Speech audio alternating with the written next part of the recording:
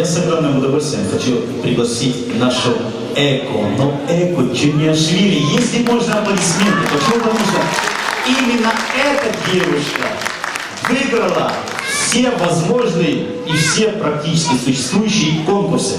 Она лауреат нашей студвесны. Она выиграла конкурс «Национальное достояние России». Простая, скромная девушка Эко Черняшвили. Ну, все заслуги я перечислять не буду. Эко, пожалуйста, подойдите сюда, подойдите, пожалуйста, под аплодисменты. Я вам дам микрофончик, пожалуйста. Аплодисменты.